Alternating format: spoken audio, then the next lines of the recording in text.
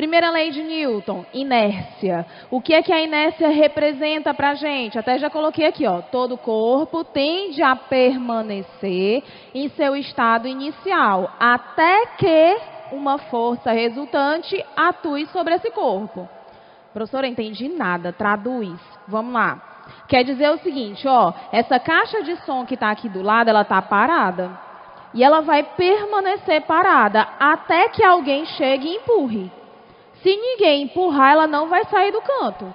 Então, para alterar o estado do movimento, no caso de repouso para movimento ou do movimento para o repouso, eu preciso de uma força resultante. Se essa força resultante não existir, esse corpo vai permanecer nesse estágio, que seja em repouso ou em movimento. Por exemplo, eu tenho um carro que está em movimento, eu preciso parar o carro. Ele para sozinho? Não, eu preciso aplicar uma força. No caso, quem aplica a força para o carro parar são os freios, né? Que vão travando a roda, vão segurando a roda. Se essa força não existir, o carro passa direto até bater em alguma coisa. Faz sentido? Faz? Então, vamos lá.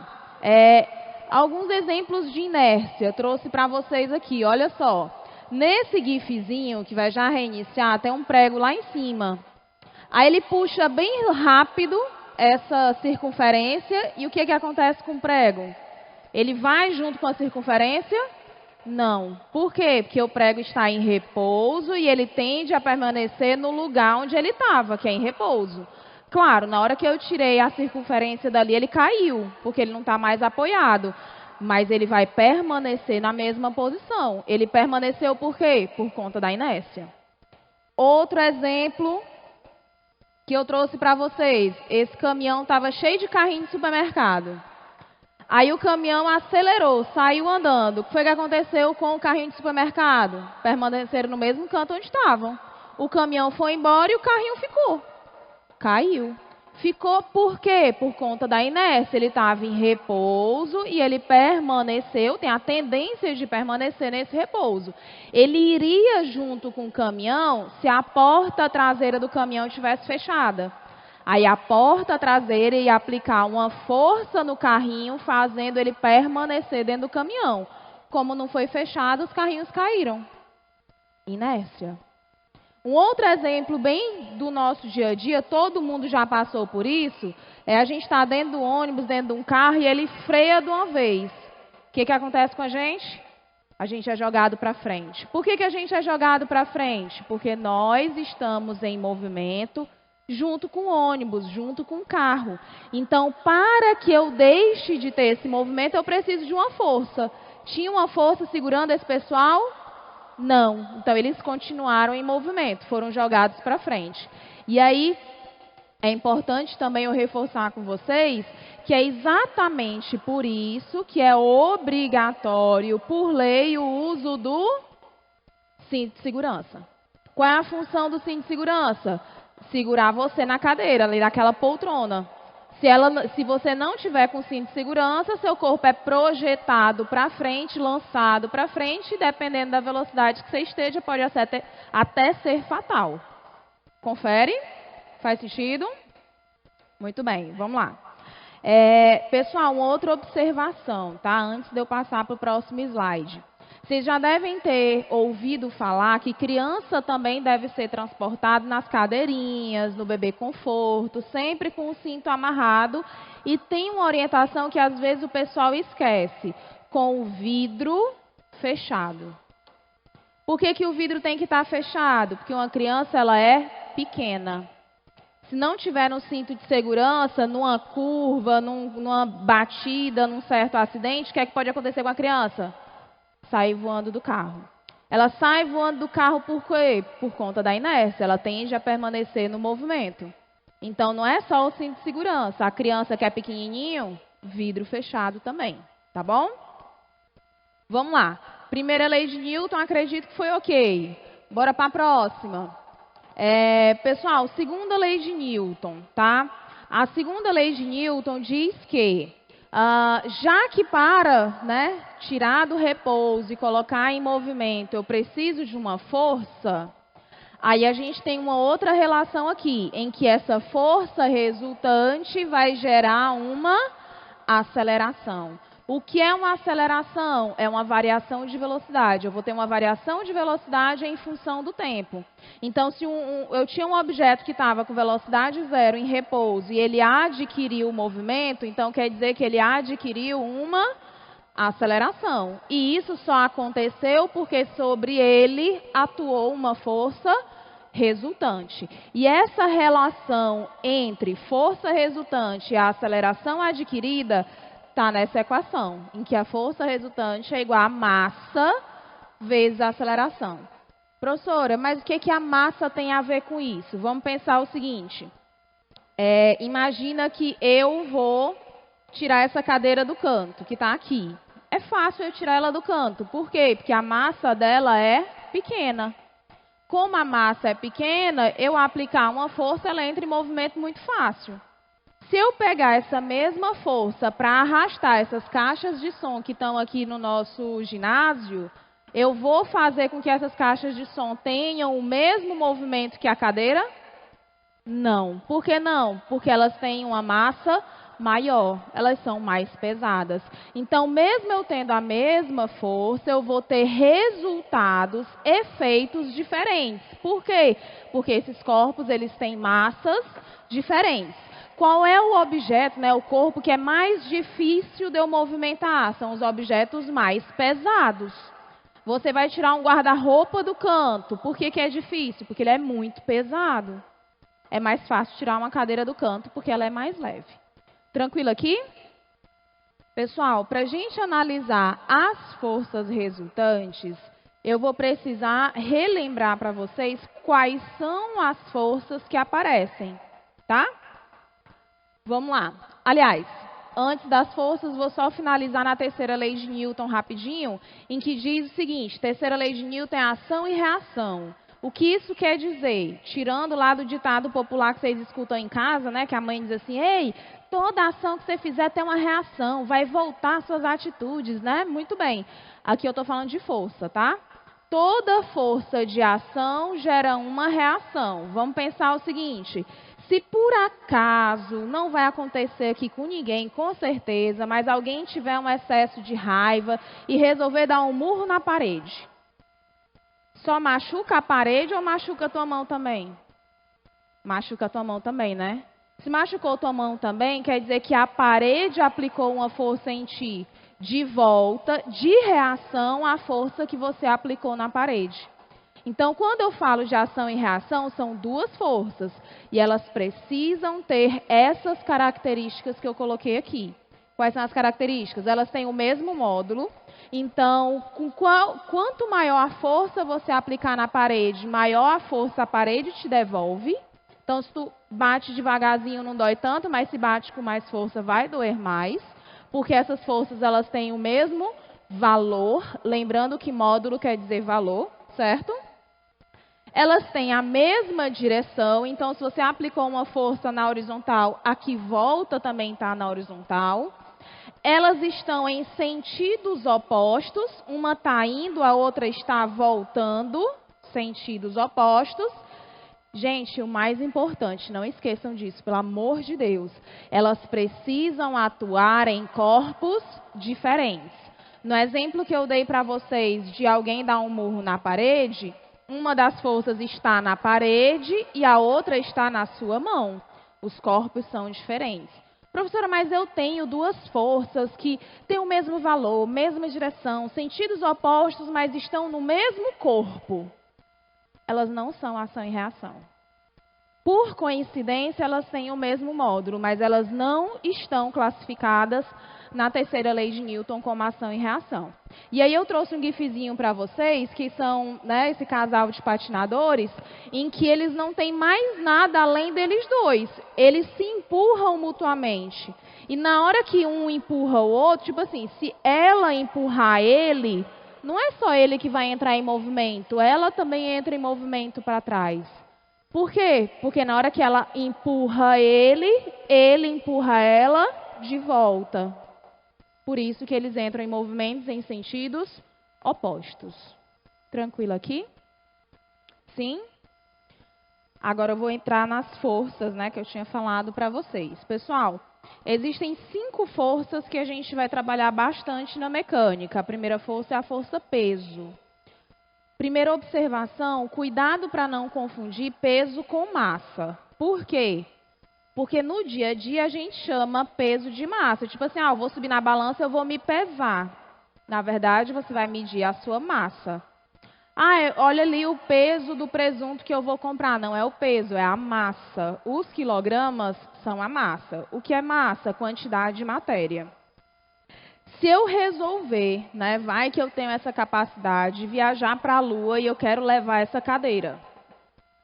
Quando eu chegar na Lua, a massa dessa cadeira vai ter alterado? A quantidade de matéria dela alterou? Quantidade de matéria dela? Não. Então, se ela tiver, vou chutar um valor aqui, 1 quilo aqui na Terra, ela vai ter 1 quilograma lá na Lua. Porque massa é quantidade de matéria. Agora, se eu perguntar, o peso dessa cadeira aqui na Terra é o mesmo peso dessa cadeira lá na Lua? É não. Por que não? Porque a força peso, né, a força que está puxando todos os nossos corpos para baixo, né, para o centro da Terra, ela depende da massa, claro que quanto maior a massa, maior o peso, mas ela depende de uma característica da Terra, que é a gravidade. Se eu for para a Lua tem a sua gravidade, que é diferente da Terra. Por isso que o peso lá é diferente do peso aqui. Então, lembrando, peso é uma força. Que força é essa? A força que no nosso caso, né, que a Terra puxa o nosso corpo para baixo. Certo? E esse peso ele depende da gravidade. Se eu for para qualquer outro lugar, para Marte, para Júpiter, para qualquer outro canto, a gravidade vai ser diferente. Então, a força que o meu corpo será atraído lá será diferente da força que ele é atraído aqui. Outra observação, sempre que a gente precisar desenhar as forças, você vai desenhar o peso como uma setinha para baixo, sempre. Não existe peso para o lado, o peso é sempre para o chão, apontando para o chão, certo? Posso continuar? Alguma dúvida em relação ao peso? Não? Muito bem. Próxima força que a gente vai utilizar bastante é a força de tração. O que é a força de tração? Ela vai existir sempre que eu tiver uma corrente, um cordão, uma corda. Então, na hora que eu amarro a corda e puxo, eu estou tracionando a corda, eu estou aplicando uma força nessa corda.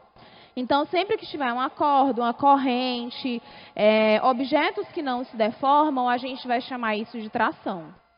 Tranquilo aqui? Por exemplo, essa corrente está segurando a caixa de som que está pendurada bem ali. Nessa corrente está atuando uma tração. Ela está tracionada. Nessa daqui também. Ok? Como que a gente vai representar a força de tração? Pessoal, vamos pensar o seguinte. Se a gente analisar essa corrente que está segurando aqui a caixa de som, na caixa de som, essa corrente está puxando ela para cima. Mas se eu analisar a extremidade de cima que está presa no suporte, a corrente puxa o suporte para baixo. Então, a gente vai desenhar a força de tração sempre das extremidades para o centro. Então, aqui, se eu for analisar a tração que está atuando nessa caixa, ela é para cima. Se eu for analisar a tração lá no teto, eu vou desenhar ela para baixo. É sempre da extremidade para o centro da corda. Tranquilo aqui? E aí, como que a gente representaria aqui? Tração para cima, peso para baixo. Ok? Nesse exemplo de eu ter só algo pendurado numa corrente, como a gente pode ver aqui no auditório, no ginásio, eu posso dizer que esse corpo está em equilíbrio. O que é que significa dizer que um corpo está em equilíbrio? Significa dizer que a força resultante sobre ele é 0. Ou seja, essas forças elas se anulam. Isso implica em dizer que neste exemplo, A tração que está puxando para cima é igual ao peso que está puxando para baixo. Então, elas se anulam. Se eu pegar uma menos a outra, vai dar quanto? Vai dar 0. Isso quer dizer que tem um corpo em equilíbrio. Pessoal, pergunta básica. Um corpo em equilíbrio quer dizer que ele está em repouso? Sim ou não? Não? Não por quê? Porque ele pode estar em movimento uniforme. Então, cuidado com essa palavra equilíbrio, porque existem duas interpretações, tá? Dizer que um corpo está em equilíbrio é dizer que a aceleração é 0. Quando que a aceleração é 0? Duas situações. Quando ele está parado ou quando ele está em movimento uniforme. Lembrando, o que é um movimento uniforme? É quando a velocidade ela é constante. Então, eu posso ter essas duas possibilidades de equilíbrio, repouso ou em movimento uniforme. Mas apareceu a palavra equilíbrio, você já anota. Força resultante é igual a 0. Tranquilo? Posso passar? Vamos lá. Mais uma força que a gente vai utilizar em algumas questões é a força elástica. Quando que a força elástica ela vai existir? Ela vai existir quando eu tiver um corpo, um objeto, que na hora que eu tentar tracionar, ele vai se deformar. Por exemplo, uma liga de cabelo. Na hora que eu pego uma liga de cabelo, eu estico ela. Ela não fica do tamanho fixo, ela é maleável. Então, ali vai atuar uma força elástica. Se eu tiver uma mola e eu esticar a mola, ela está se deformando. Então, se o corpo, se o objeto se deformou na hora que eu tracionei, a gente vai chamar isso de força elástica, tá? A força elástica, pessoal, depende de dois fatores. Primeiro fator, quem é o elástico que eu estou trabalhando? Uma coisa eu tenho uma mola de aço, outra coisa eu tenho uma mola de alumínio. São materiais diferentes, um é mais duro e o outro é mais maleável. Então, eles vão oferecer forças de valores diferentes. Outra coisa é eu pegar uma liga de cabelo que é bem molinha. Então, quando depende do material, do objeto, do como ele é formado, aparece uma constante para a gente. Por isso que aqui apareceu que força elástica é igual a K. O que é esse K? É a constante elástica da mola. Como que eu sei o valor dela? Normalmente a questão dá. Normalmente vem assim, use a constante elástica da mola igual a 100 newtons por metro. Você pega esse valor e substitui na fórmula, certo? E depende de um outro fator. Pessoal, se eu pego essa mola e estico ela, né? Pendurei um pezinho. O que foi que aconteceu? Esticou aqui uma deformação X. Se eu colocar 2 pezinhos, eu dobrei a força. O que vai acontecer com a deformação? Vai dobrar também. Então, essa força é proporcional à deformação. Se eu triplico a força, a deformação triplica. Por isso que a minha equação ela é a constante vezes a deformação. Quanto maior for a deformação, maior é a força. Faz sentido? O que é que a gente vai ter cuidado quando for utilizar a fórmula da força elástica? As unidades de medida. Se na questão ele te der a constante em newton barra metro, a deformação tu tem que usar em metros, senão vai dar errado. Se vier newton barra centímetro, você usa o x, que é a deformação em centímetro. Então, sempre olha para o K antes de substituir o valor do x, para ver se a unidade está ok. É só isso que a gente tem que ter cuidado. Tranquilo aqui? Como que a gente vai representar? Pessoal, lembrando, toda força a gente vai representar por setinhas, tá? Como que eu vou representar a força elástica aqui? Que nem a gente representa a tração, apontando para o centro da mola.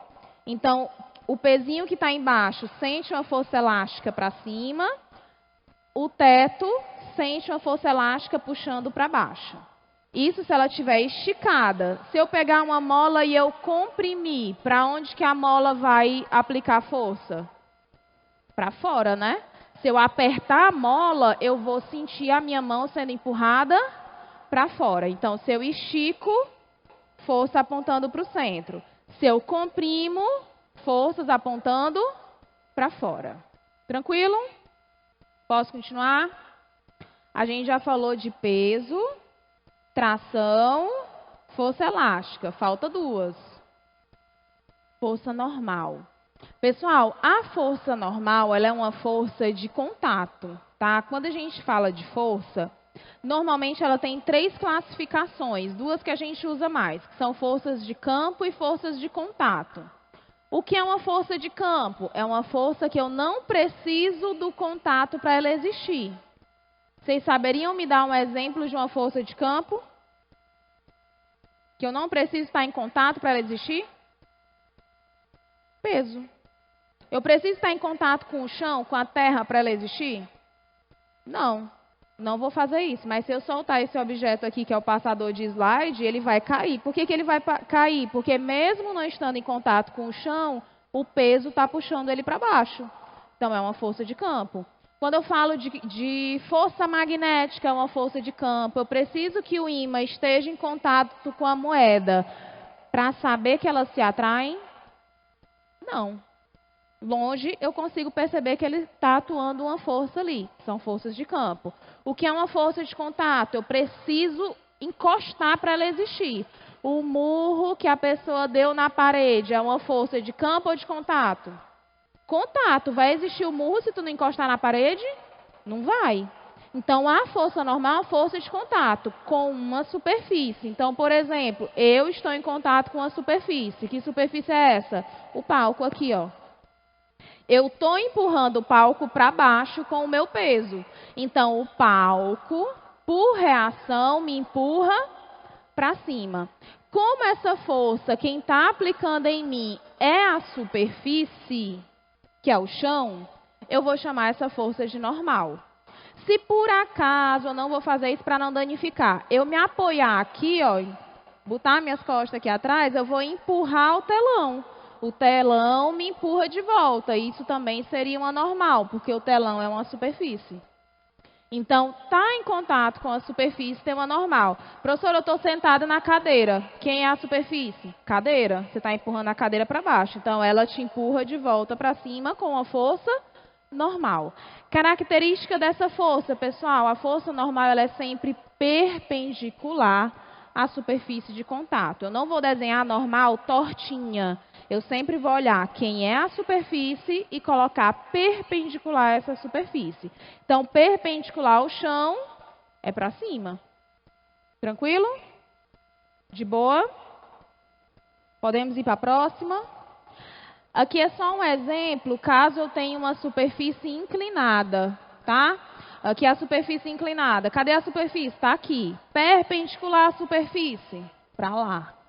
Então, superfície inclinada, perpendicular a ela. Professora, mas se eu tiver, por exemplo, no circo onde tem um globo da morte, na hora que o motoqueiro passa lá em cima, gente, lá em cima, quem é a superfície? O globo da morte. Perpendicular a ela, para onde que vai estar a força? Para baixo. Então, se tu está no teto, tua superfície é o teto. Perpendicular a ele vai ser a normal se você estiver em contato com o teto. Tá certo? Vamos lá. E a última força que eu vou apresentar para vocês, que eu vou relembrar, que eu acho que vocês já viram, é a força de atrito. Pessoal, força de atrito também é uma força de contato. Tem como eu ter atrito com o chão se eu não estou em contato com o chão? Não tem. Tem que estar em contato, tá? Quando que o atrito ele vai existir? Ele vai existir sempre que eu tentar movimentar um corpo nessa superfície. Então, por exemplo, essa cadeira, eu não estou tentando empurrar ela. Está tendo atrito nela? Não. Só vai existir atrito quando eu tentar arrastar essa cadeira. Se eu não estiver tentando arrastar, não existe atrito. Por que que o atrito ele existe? Ele aparece. Se eu pegar para analisar as superfícies, a gente vai ver microscopicamente que nenhuma superfície é perfeitamente lisa. Ou seja, as superfícies ela tem umas ranhuras. Essas ranhuras, por diversas vezes, se encaixam. Tipo assim, ó. E aí, para eu conseguir arrastar um determinado objeto numa superfície, eu preciso desencaixar esse encaixe. Isso é a minha força de atrito. Só que só vai existir quando eu tentar desencaixar, quando eu tentar arrastar. Certo? como eu tentei representar aqui nessa figura. Existem dois tipos de atrito, que é o atrito estático e o atrito cinético ou dinâmico. O que é o atrito estático? É quando eu tento tirar o objeto do canto, mas eu não consigo, ou seja, ele continuou parado. Eu estou tentando empurrar o guarda-roupa, mas ele continua no mesmo canto, não saiu do canto. A força que está atrapalhando o seu trabalho é a força de atrito, que nesse caso é estático, certo? Quando eu conseguir arrastar o objeto, é que essa força de atrito se torna uma força de atrito dinâmica ou cinética, tá? Pessoal, na força de atrito estática, que ele permanece em repouso, aí vamos lembrar, se está em repouso é porque a força resultante é 0. Se a força resultante é 0, quer dizer que a força de atrito vai ser igual à força que eu apliquei. Porque para ser 0, essas forças precisam se anular. Faz sentido? Beleza. Agora, imagine você empurrando um guarda-roupa. Estou falando guarda-roupa porque é bem pesado e é difícil a gente tirar do canto. Está lá, aí você, eu vou aplicar uma força maior, mas não saiu do canto. Continua a força de atrito sendo igual à força que você aplicou. Mas, professora, agora está eu e minha mãe empurrando. A força aumentou. Quer dizer o quê? Que a força de atrito também aumentou. Por mais que você aumente, se ele continuar parado, essas forças são iguais. Certo? Até que você vai ter força suficiente, porque você já está com 4 pessoas empurrando o guarda-roupa. Aí ele vai sair do canto. Para ele sair do canto, quer dizer que a força que você está aplicando tem que ser maior do que a força de atrito máxima. Então, existe um referencial de força de atrito. Eu só consigo tirar do canto se a força que eu aplicar for superior a isso. Se for inferior, ele continua em repouso. Certo? Como que a gente calcula essa força de atrito máxima? Tem o coeficiente de atrito estático vezes a força normal. O que é o coeficiente de atrito estático? Vamos pensar o seguinte, gente. É a mesma dificuldade eu empurrar assim no chão, arrastando essa cadeira e uma pessoa que está de tênis, eu consigo arrastar do mesmo jeito? Não. Por que não? Porque as superfícies de contato são diferentes. A cadeira é plástico com chão. Se eu pego uma pessoa com tênis, é borracha com o chão. Eu tenho atritos diferentes. Então, dependendo da combinação de material, é mais fácil deslizar ou não. Então, como essa combinação depende, existe uma constante que vai caracterizar essa superfície, que é o coeficiente de atrito. Preciso decorar qual é o coeficiente de atrito do cimento? Não, a questão vai te dizer. Use o coeficiente de atrito estático igual a tanto. Use o coeficiente de atrito cinético igual a tanto. Então, é um número que a questão te dá e tu substitui. Vezes a força normal. Então, quer dizer que, quanto mais pesado for o objeto, maior a força normal. E se é maior a força normal, maior a força de atrito que vai existir para você poder tirar ele do canto. Confere? Dúvida? Não? Pessoal, quando eu estou prestes a colocar um corpo em movimento, ou seja, a força que eu aplico é igual à força de atrito máxima, a gente diz que esse corpo está em eminência de movimento. Por que eu estou dizendo isso? Porque tem questão que diz assim, sabendo que o corpo fulano de tal está em eminência de movimento, aí você tem que saber que isso significa que eu estou no FAT máximo. Então, você faz essa ligação direta, tá? Pessoal, o FAT cinético é quando eu consigo movimentar o objeto. A partir do momento em que se torna um FAT cinético e o objeto está arrastando no chão, isso significa dizer que essa força de atrito ela não vai mais variar, ela vai ser constante. E ela vai ser constante calculado por essa mesma equação, que é coeficiente de atrito vezes normal. Professora, por que antes era um MIE e agora é um MIC? Porque uma coisa é eu tirar do repouso, que é mais difícil desencaixar. Outra coisa é eu deslizar aqui em cima, que é mais fácil. Então, o coeficiente parado e o coeficiente em movimento, eles são diferentes. O coeficiente cinético, que é o coeficiente quando ele está em movimento, ele é menor do que quando ele está parado. Então, vou só recapitular o que eu falei. Se eu empurro e ele não sai do canto, a força de atrito é igual à força que eu apliquei. Olha aqui o gráfico. Se eu aumento a força que eu aplico, aumenta a força de atrito. Aumenta. Aumenta até o infinito e além? Não. Até o valor máximo que essa força de atrito pode assumir, que é aquele pontinho lá em cima do gráfico. Depois disso, o que vai acontecer? Ele vai entrar em movimento. Essa força de atrito cai e se torna constante, representando a minha força de atrito cinética. Então, aqui, ó, enquanto ele cresce, é um atrito estático. Quando ele permanece constante, esse atrito é um atrito cinético. Confere aqui. Sim? Vocês já viram que eu vou falar alguma coisa de freio ali, né? Vocês sabem o que é o freio ABS? Que hoje em dia é obrigatório todos os carros saírem de fábrica com o freio ABS? Não? Vamos lá, vou contar uma historinha assim, vou voltar um pouquinho antes de falar do ABS. Pessoal, nos primeiros carros, no carro mais antigo, onde não era obrigatório ter o freio ABS, como é que o freio funciona? Sabe o freio de bicicleta? Que ele fecha assim e vai segurando a roda para a roda não girar? É do mesmo jeito que funciona no carro. Eu tenho um ganchozinho que vai fechando e vai segurando o disco da roda para ele poder frear. Aí vamos pensar o seguinte, antigamente a gente tacava o pé no freio, o ganchozinho fechava e travava a roda. Na hora que a roda trava, aí sai cantando o pneu. Já viram isso? Isso é porque a roda travou. A roda travou e ela passou a deslizar. Isso é bom? Não. Por que não? Primeira coisa, na hora que tu arrasta o pneu no chão, que é um atrito cinético, tu está desgastando o pneu. Então é ruim para o teu pneu. Tu vai ter que trocar ele mais rápido. Eu não quero que ele arraste no chão. Segundo ponto. Na hora que tu deixa de ter uma força de atrito estática, e essa força de atrito vira cinética, essa força diminui. Isso implica em dizer que o teu carro, para poder parar, vai demorar mais tempo. Vai andar uma distância maior. Então, sem o freio ABS indo para a força de atrito cinética, que é uma força menor, ele vai andar mais. Ele vai chegar numa distância maior. Isso é bom? Não, gente. Se eu freio de uma vez, é para evitar um acidente. Então, eu quero que o carro pare na menor distância possível. Se ele andar muito para poder parar, eu não vou evitar o acidente.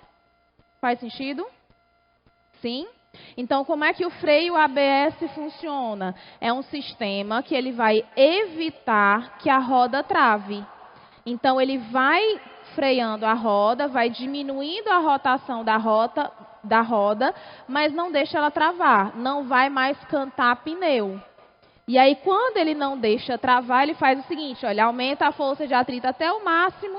Na hora que ele ia travar, ele solta para voltar a ser uma força de atrito estática de novo. Então, ele fica literalmente segurando e soltando o pneu.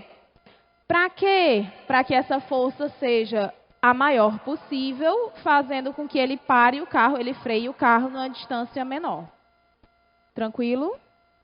Não sei se vocês já perceberam, mas assim, quem já andou num carro um pouco mais novo, que tem freio ABS, se a gente precisar frear de uma vez, o carro treme. Ele faz uns barulhinhos, tipo como se estivesse enganchando. E ele vai enganchando por quê? Porque é exatamente esse fato, ele travar e soltar a roda. Ele não deixa a roda travada por muito tempo. Ele prende e solta, para que o carro não saia derrapando. Tranquilo? Deu para entender? Então, apareceu questão falando de freio ABS, é esse gráfico que vocês vão procurar. Ok? Muito bem. Pessoal, das forças, são essas 5 que eu falei para vocês. Peso, tração, normal, que mais? Força elástica e força de atrito. São as 5 que vão aparecer dentro da mecânica. Entrando agora na parte de energia, né, no conceito de trabalho. Pessoal, Muita calma nessa hora, porque a gente tem o costume, a mania de confundir um pouquinho esse conceito físico, porque a gente acha que trabalho está relacionado com esforço físico. Ah, tia, mas eu sei, porque quando eu vou trabalhar eu vou me cansar. Certo. Mas para a física, o conceito trabalho não é esforço físico.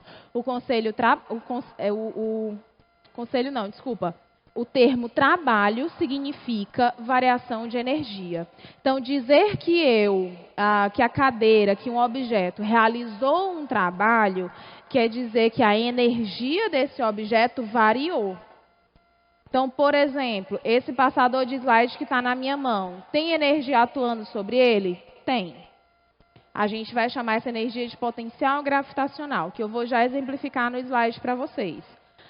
Está tendo trabalho realizado nesse passador de slide agora? Não. Por quê? Porque essa energia não está mudando. Ele tem essa energia, mas ela não está variando de valor. Ela nem está aumentando, nem está diminuindo. Se eu pegar esse objeto e jogar, a energia dele vai começar a variar. Na hora que variar, quer dizer que eu realizei um trabalho. Certo? Então, trabalho está relacionado com a variação de energia.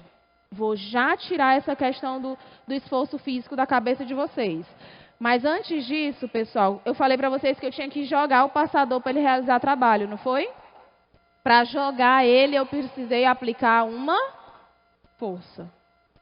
Na hora que eu joguei e ele saiu voando, ele vai percorrer um certo deslocamento. Então, essa variação de energia vai ser causada por uma força e um deslocamento. Se eu aplico uma força e não existe deslocamento, não tem trabalho. Por exemplo, eu estou aplicando uma força aqui no palco. O palco está saindo do canto porque eu estou pisando nele? Não. Então, está tendo realização de trabalho aqui? Não. Ele não está saindo do canto. Mas se eu descer e passar a empurrar assim de lado, pode ser que ele saia do canto. Aí sim vai ser uma realização de trabalho. Então, eu preciso que essas duas coisas existam. A força e o deslocamento. Se só existir a força e não tiver deslocamento, não tem trabalho. Se tiver deslocamento, mas não tiver força, também não tem trabalho, porque a energia não está variando. As duas precisam coexistir. Ok? Pessoal, essa equação é a equação geral do trabalho. Caso uma força seja inclinada em relação ao deslocamento, esse trabalho é calculado como força vezes deslocamento vezes cosseno de θ. Eu só vou usar essa parte do cosseno de θ se existir um ângulo entre a força e o deslocamento. Ah, mas a caixinha está se deslocando na horizontal e a força também está na horizontal, o ângulo é 0. Cosseno de 0 é 1. Fica só força vezes deslocamento. Confere? Que é a fórmula que a gente vai mais utilizar, força vezes deslocamento. Mas é importante saber que se tem um ângulo, eu vou precisar também multiplicar pelo cosseno de θ. Ok? Pessoal, pode ser que em alguma questão apareça o gráfico da força. Quando a minha força é constante, como esse gráfico aqui está representando, o trabalho seria calculado pelo valor dessa força vezes o valor desse deslocamento aqui.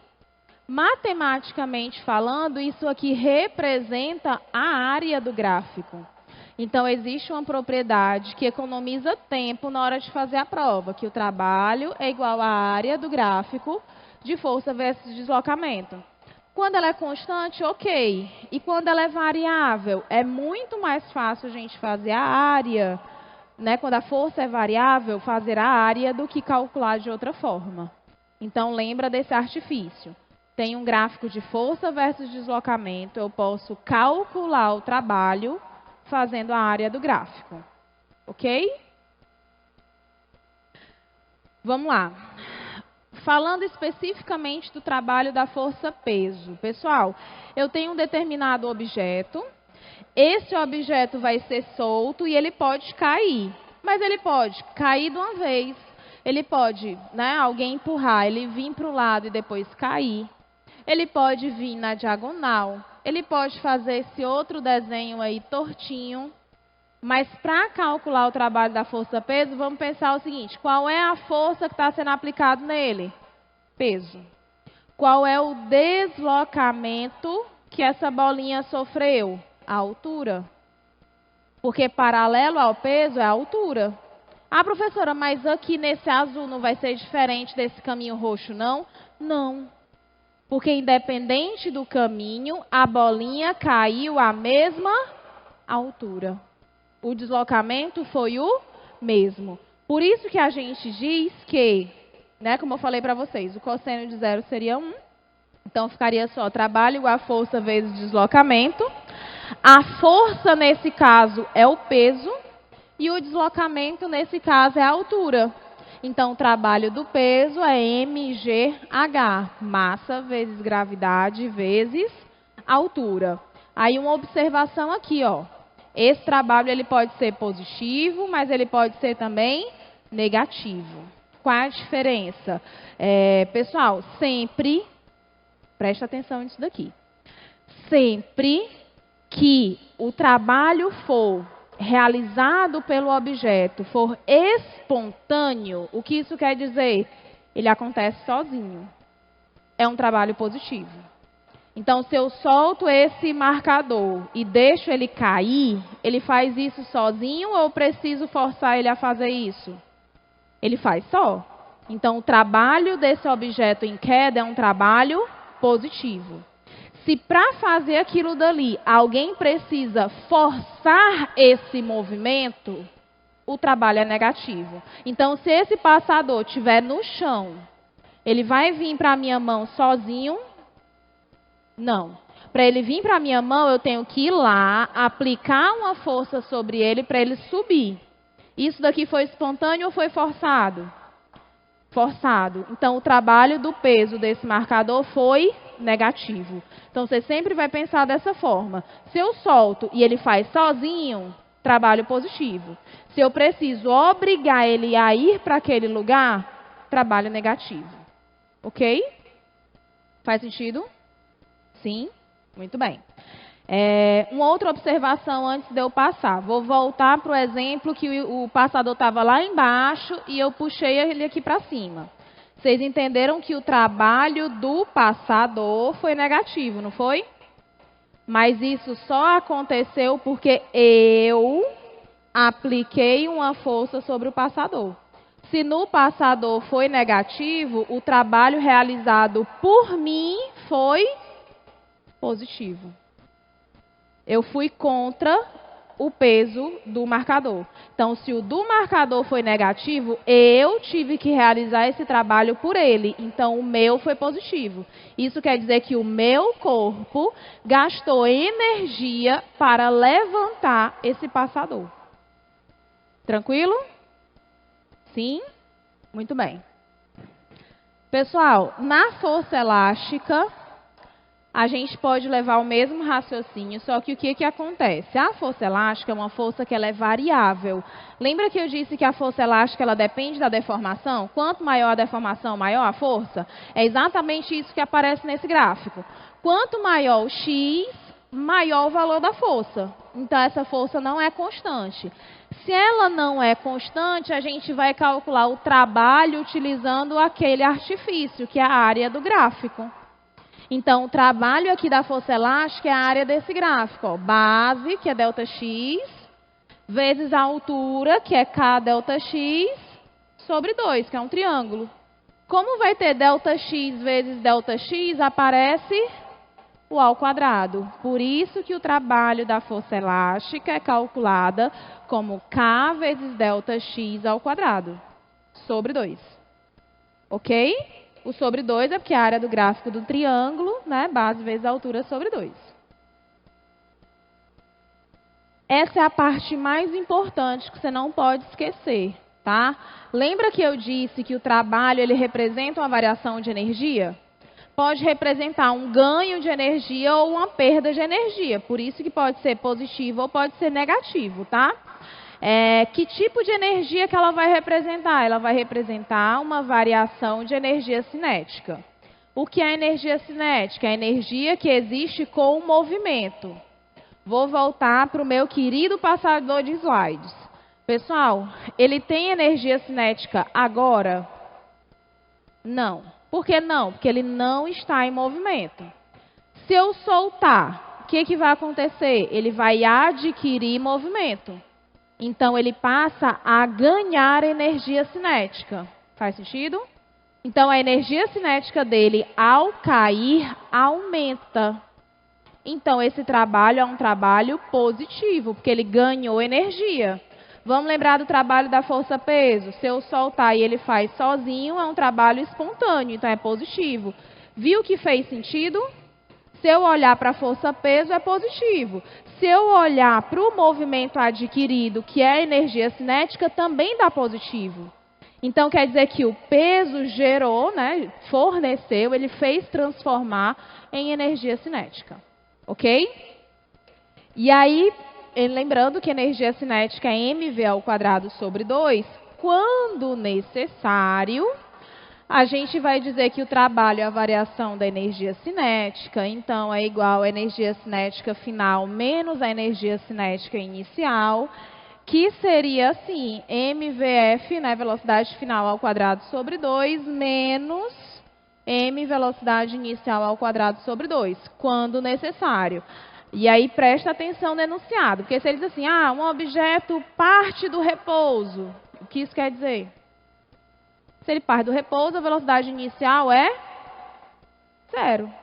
Se é 0, tudo que está com velocidade inicial se torna 0 também. Então, sempre atento se tem velocidade inicial, se não tem. Ok? Dúvida aqui? Não? E para finalizar a nossa explicação... tem a potência, estava me esquecendo. Pessoal, lembra que eu disse para vocês que trabalho não é a mesma coisa que esforço físico? Vamos pensar o seguinte, imagina que eu pedi para alguém aqui da plateia subir até o último degrau lá de cima do ginásio. Aliás, eu pedi 2 pessoas, uma do lado e outra do outro. Só que a que foi aqui pelo meu lado direito conseguiu subir em 30 segundos.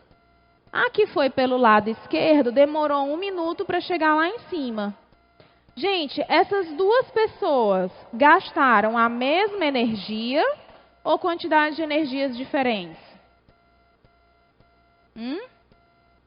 Diferente? Alguém acha que é a mesma energia?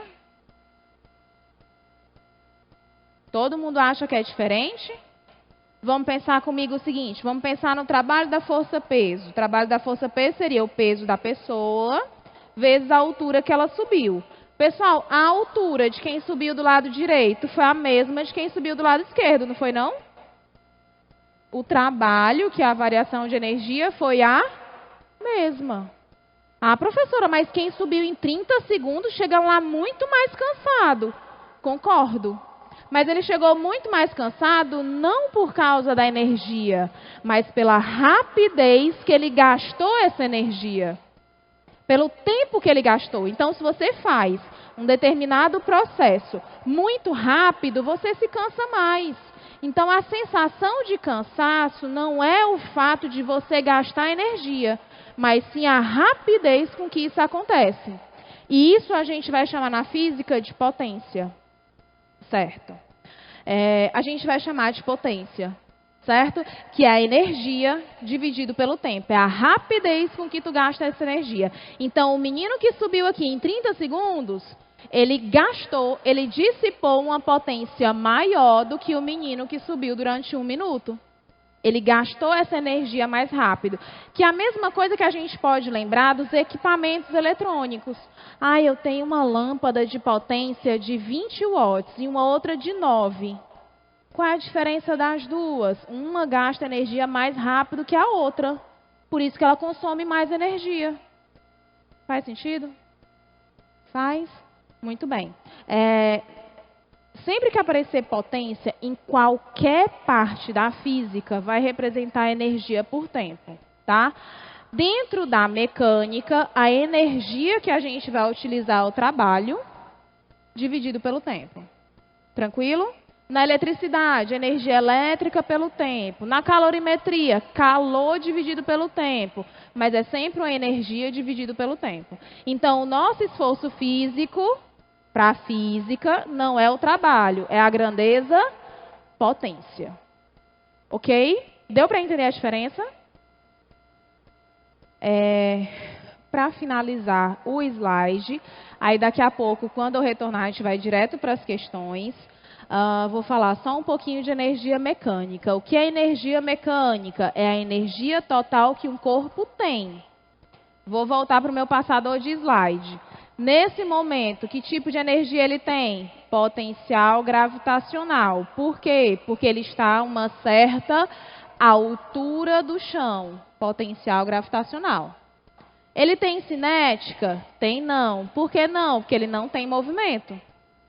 Mas se eu soltar, quando ele estiver caindo, ele vai ter cinética e gravitacional, porque ele vai ter velocidade e vai ter altura. Faz sentido? Se no meio dessa história toda eu tiver uma mola segurando esse objeto, ele vai ter uma energia potencial elástica. Só uma observação. O que é uma energia potencial? É aquela energia que um corpo tem numa situação em que, se eu soltar, ele vai sozinho. Então, se eu soltar esse objeto, ele cai sozinho. Então, qual é o tipo de energia? Potencial. No caso, gravitacional, porque é a gravidade que exerce essa força. Se eu tenho uma mola e eu comprimo, energia potencial. Se eu soltar a mola, ela entra em movimento sozinha. Só que é uma potencial elástica, porque é a força elástica que gera esse movimento. Faz sentido? Essa energia mecânica, só finalizando aqui, é uma energia conservativa. Então, na hora que eu solto esse objeto e ele cai, se eu disser para vocês que a energia mecânica dele é 300 joules, ela vai ser 300 joules em qualquer momento da queda. O que acontece durante a queda? A potencial gravitacional vai se transformando em cinética. Então, o que acontece aqui é uma transformação de energia. Eu não perco energia, ela se transforma. Frase de Lavoisier. Na natureza nada se perde, nada se cria, tudo se transforma. Assim como a energia. Confere? Dúvida, pessoal? Não? Agora? Depois? Pois eu vou começar a primeira questão, tá? Posso? Todo mundo está com material? Não sei qual é a página, mas tem aí a primeira questão. Estou vendo os materiais tudo fechado. Qual é a página? Descobriram? Não tem aí o de física? Passa, mulher. E a primeira é? A primeira página? Primeira página. Vamos lá, ó. Primeira questão. Essa aí, confere. Com o objetivo de revestir o piso de uma rampa de acesso para cadeiras de rodas, determina-se que, sobre a aplicação de uma força motora de até 200 newtons, não ocorra deslizamento dos pneus em relação à superfície de contato. Considera-se que a força normal que atua sobre o conjunto da cadeira e do cadeirante é de 800 newtons. O quadro a seguir indica alguns materiais e seus respectivos coeficientes de atrito. Oi, amor. Gente, eu acabei de descobrir que houve um equívoco. Um equívoco entre a apostila e a aula. Onde que aconteceu, eu não sei. Mas houve um equívoco. Tanto é que na apostila tem o nome do Douglas e do Thompson, né? E hoje era a minha aula. Mas, enfim, de qualquer forma, a aula de leis de Newton, a gente já viu a parte de energia, a parte de teoria. Vocês vão receber esse material, tá? Só não vai ser agora, porque a gente não tem uma gráfica para imprimir agora. Mas vocês vão receber. E aí, assim, eu poderia até comentar as questões que vocês receberam sem problema nenhum. Mas qual é o problema? Eu não tenho como projetar e escrever a resolução aqui em cima, e a aula que está aí não é a aula que foi dada. Então, descasa. O que é que eu oriento? Já que eu já fiz toda a resolução bonitinha aqui, a gente vai fazendo no telão. Quem quiser, vai tirando foto logo da resolução sem problema nenhum. Que aí, quando vocês receberem o outro material de leis de Newton, vocês fazem só copiar para lá. Pode ser? Gente, vamos lá. A primeira questãozinha aqui do slide diz o seguinte. Aí a gente tenta acompanhar por aqui, tá? Por favor. Desculpa aí o equívoco que aconteceu, tá? Com o objetivo de revestir o piso de uma rampa de acesso para cadeiras de rodas, determina-se que, sobre a aplicação de uma força motora de até 200 newtons, não ocorra deslizamento dos pneus em relação à superfície de contato. Considera-se que a força normal que atua sobre o conjunto cadeira e cadeirante é de 800 newtons. O quadro a seguir indica alguns materiais e seus respectivos coeficientes de atrito estático com a borracha dos pneus e seus custos referentes ao metro quadrado instalado. Cada cifra indica uma unidade monetária genérica. Então, se eu olhar aqui para a tabela, eu tenho maior coeficiente, a lona. Só que o que vai acontecer? A gente também tem que olhar qual é o que tem o melhor custo-benefício de dinheiro, certo? Só para finalizar e dar tchau para vocês aqui um minutinho. Para não escorregar, a força de atrito estático máxima deve ser maior que 200 newtons, para ele não derrapar. Faz sentido? Então, como que a gente calcula? Exatamente aquela fórmula, coeficiente de atrito vezes normal. Então, o coeficiente de atrito tem que ser igual à força de atrito dividido pela normal. Força de atrito, 200 newtons. Se não for isso, ele vai derrapar, ele vai cair. A normal é 800. Então, meu coeficiente tem que ser maior que 0,25. Voltando para a tabela, maior que 0,25 e mais barato, o que a gente tem é a madeira. Ok? Vamos lá. A gente fez uma questão, eu até apressei um pouquinho o passo, porque o nosso prefeito já estava aí querendo entrar. E a gente vai fazer agora a questão 2, que seria do nosso material, que diz o seguinte. Em uma colisão frontal entre dois automóveis, a força que o cinto de segurança exerce sobre o tórax e o abdômen do motorista pode causar lesões graves nos órgãos internos. Pensando na segurança do seu produto, um fabricante de automóveis realizou testes em 5 modelos diferentes de cinto. Os testes simulam uma colisão de 0,3 segundos de duração e os bonecos que representavam os ocupantes foram equipados com um acelerômetro. Um acelerômetro, pessoal, é um equipamento que mede essa aceleração em que ele ficou submetido, se for uma aceleração muito alta ou muito baixa, tá? Esse equipamento registra o módulo da desaceleração do boneco em função do tempo. Os parâmetros, como massa dos bonecos, dimensões dos cintos e velocidades imediatamente após o impacto, foram os mesmos para todos os testes. O resultado final obtido está no gráfico de aceleração por tempo. Gente, essa questão foi do Enem, tá? Não apareceu ali a fonte, mas foi direto do Enem. Só não está passando. Help. Obrigada. Qual modelo de cinto oferece menor risco de lesão interna ao motorista? Pessoal, vamos lá. Primeira coisa, qual é a função do cinto de segurança? Ele segurar meu corpo ali na cadeira para ele não sair voando e eu não me bater com a parte da frente do carro. Não é isso? Porém, da mesma forma que o cinto de segurança tem que segurar, gente, ele não pode ser muito abrupto. O que isso quer dizer? Ele não pode segurar muito rápido. Porque se ele segurar muito rápido, a aceleração vai ser grande, a força vai ser grande, e aí, como ele falou, pode danificar alguns órgãos internos por essa força ter sido muito grande.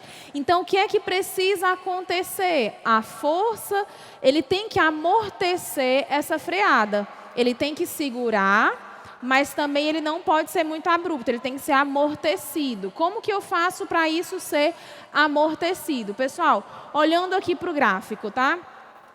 Qual é o cinto de segurança que vai dar mais problema? É esses que o pico chega lá em cima, ó. Por quê? Porque ele vai puxar muito rápido, ele vai aplicar uma força muito grande. O que é que eu preciso? Eu preciso aumentar o tempo. Na hora que eu aumento o tempo, olha só, qual é o que vai demorar mais tempo? É esse daqui, ó. Ele dura por mais tempo. Ó, o tempo está no eixo de baixo. Não está passando, vai. De novo. Pronto. E aí o que acontece? Para que essa força seja pequena, eu preciso que o tempo seja grande. Força resultante é massa vezes aceleração. A aceleração é variação de velocidade sobre o tempo. Então, quanto maior o tempo de contato com o cinto, menor vai ser a força. Vai ser amortecido essa força, não causando um grande problema, né, à pessoa. Então, o cinto aqui representado, que vai ter um maior tempo de amortecimento e uma menor força, seria esse daqui representado pelo 2, sendo a nossa resposta a alternativa B. Deu para entender? Deu? Uma observação antes de eu passar para a próxima questão, já que eu estou falando de cinto de segurança. Vocês sabem que existem duas coisas no carro para a segurança, que é o cinto e o airbag. Vocês sabiam que o airbag, ele só aciona se eu tiver com cinto? Tipo assim, eu vou andar sem cinto porque tem airbag. O airbag não vai inflar. Ele só vai inflar se você tiver com o cinto. Sabiam disso? Não, né? Pois é importante saber. Não vá se confiando no airbag, porque se você não tiver de cinto, ele não vai inflar. Por que ele não vai inflar? Porque ele infla muito rápido. Se você não estiver com o cinto, você vai de cara com o airbag e você pode sufocar. Então, você não pode entrar no airbag. A porrada no airbag pode ser muito maior do que sem ele se você não tiver com o cinto. Então, o cinto te segura e o airbag amortece. O airbag não liga, não aciona se você não tiver cinto de segurança. Beleza? Tanto é que, não sei se vocês já conheceram alguém que já sofreu um acidente e o airbag foi acionado. Mas, às vezes, o pessoal fica cheio de queimadura, tipo aqui no braço, na perna, na hora que o airbag é acionado. Por quê? Porque esse gás, ele expande muito rápido. Quando ele expande muito rápido, inclusive, ele aquece. E esse aquecimento pode, dependendo do contato, né, o atrito que ocorre aqui na pele, gerar algumas queimaduras. Então, o airbag ele é importante que exista, mas ele sozinho, sem o cinto de segurança, pode ser mais prejudicial do que você sem nada.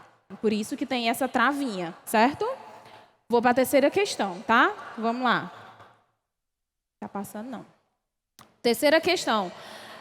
O freio ABS, olha que eu falei nesse instante do ABS, são uma importante medida de segurança no trânsito, os quais funcionam para impedir o travamento das rodas do carro quando o sistema de freios é acionado, liberando as rodas quando estão no limiar do deslizamento. Quando as rodas travam, a força de frenagem é governada pelo atrito cinético, que foi aquilo que eu falei para vocês. Se a roda travar, ele sai deslizando. Se ele sair deslizando, ele percorre uma distância maior do que deveria. As representações esquemáticas de força de atrito entre os pneus e a pista em função da pressão P aplicada no pedal do freio para carros sem ABS e com ABS, respectivamente, são. Pessoal, sem ABS é o gráfico da força de atrito normal, aquele primeiro gráfico em que ele vai aumentando a força, aumentando a força, aumentando a força linearmente, aí de repente cai e fica retinho. Então, sem o freio ABS, nós temos esse gráfico, que foi aquele que eu mostrei para vocês. Com o freio ABS, o que é que ele faz? Ele chega no FAT máximo, libera. Chega no máximo, libera. Chega no máximo, libera. E ele fica oscilando para não travar. Qual é o gráfico? Esse. Então, sem ABS, com ABS. Nosso gabarito, alternativa A. Confere. Aperta. Dúvida? Não? Tá de boa? Posso ir para 4? Vamos lá. Deu certo? Obrigada, viu? Gente, questão 4. Diz o seguinte: a pele humana detecta simultaneamente com a sensibilidade dos sistemas artificiais, não conseguem reproduzir vibrações, forças elásticas, textura, escorregamento de objetos sobre uma superfície. Sensores táteis que apresentam resposta análoga à pele humana seriam muito desejáveis. A figura a seguir ilustra um modelo simples utilizado no estudo da resposta da pele humana. Na referida figura estão representados o peso do bloco, aqui ó, como foi que eu disse para vocês? Peso sempre vertical para baixo, está aqui o peso. A força normal, o chão está aqui, que é a superfície. Perpendicular ao chão, força normal para cima. Então, força normal também está representado ali. A força de atrito aplicada pela superfície na pele. No bloco de massa M e uma força externa F aplicada por uma mola. Pessoal, olhando para esse bloquinho, quem é que tenta movimentar esse bloco? A mola, a força elástica. Quem é que não deixa ele se movimentar? O atrito. Então, o atrito está contrário à tentativa de movimento. Então, a força elástica puxa para esse lado e o atrito dificulta para o outro. Conferem? E ele diz o seguinte: a constante elástica da mola é de 10 newtons por metro, como eu disse para vocês na questão, ele dá o K. A massa do bloco é de 4 gramas. Na eminência de movimento, gente, eminência de movimento quer dizer o que mesmo? O que é que quer dizer eminência de movimento? Eu tinha até botado no slide. Quer dizer que ele está quase entrando em movimento, mas não entrou ainda. Ou seja, ele está na força de atrito máxima. Exatamente na força de atrito máxima. A deformação da mola é de 3 milímetros em relação ao seu comprimento de equilíbrio. Qual é o coeficiente de atrito estático entre o bloco e a pele? Vamos lá. Seguinte. Primeira coisa, tá? É lembrar que se ele está na iminência de movimento, é porque ele está na força de atrito de intensidade máxima. E como esse objeto está em repouso, significa dizer que a força resultante sobre ela é nula. Então, a gente tem que lembrar disso. Se a força resultante é nula, vamos pensar na vertical. Quais são as forças da vertical? Normal e peso.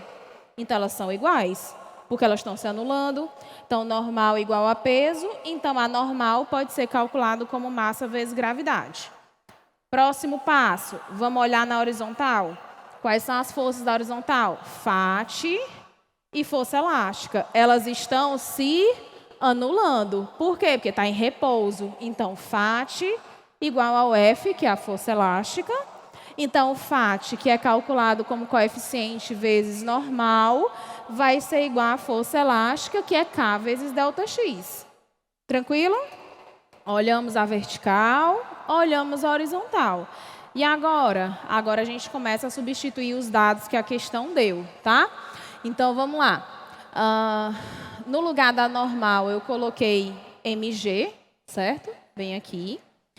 E aí, vamos lá. Como ele quer o coeficiente de atrito, se eu isolar o coeficiente de atrito ali, o mg vai para o outro lado dividindo. Por isso que ficou assim. K ΔX sobre mg. O K, ele disse que é 10. A deformação, ele disse que é 3 milímetros. Lembrando, o K é 10 newtons por metro. Então, eu preciso transformar esse milímetro para metro. 3 milímetros para metro fica 3 vezes 10 a menos 3. Certo? Por isso que apareceu aqui. Dividido por mg. A massa é 4 gramas. A gente vai usar a massa sempre em quilograma. Então, de grama para quilograma, eu também multiplico por 10 a menos 3. Por isso, está 4 vezes 10 a menos 3. Vezes a gravidade, que é 10. Esse 10 a menos 3 cancela com esse 10 cancela com esse. Só sobra o 3 dividido por 4. Então, quer dizer que o coeficiente de atrito deve ser de 0,75. E nas alternativas está escrito dessa forma. 7,5 vezes 10 a menos 1. Por que o 10 a menos 1 apareceu? Porque eu voltei uma casa para a direita, aí aparece o 10 a menos 1 como notação científica. Tranquilo? Deu para entender? Deu? Deu para tirar foto? Vai passar? Questão 5 agora. Até me expulsarem. Eu faço a 5, aí a gente... Aliás, eu vou embora. Vocês pegam o material no site, como eu disse para vocês, vai ser disponibilizado, vai ter tanto no link do YouTube quanto no site onde tem as apostilas, tá bom? Vamos a 5 para finalizar. Um bloco de 6 kg desliza sem atrito sobre uma superfície plana e horizontal, tracionado por um bloco de 4 kg, que está suspenso por uma corda inextensível de massa desprezível que passa por uma roldana conforme mostra a figura. Use a gravidade igual a 10, considere a roldana de massa, sem massa e girando sem atrito. De quanto é a força de tração na corda? Pessoal, primeira coisa que a gente tem que conseguir enxergar aqui é quais são as forças que existem.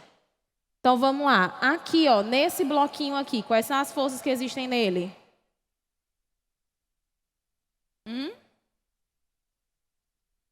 P é peso, né? Para onde é que está o peso? Para baixo. Só tem o peso?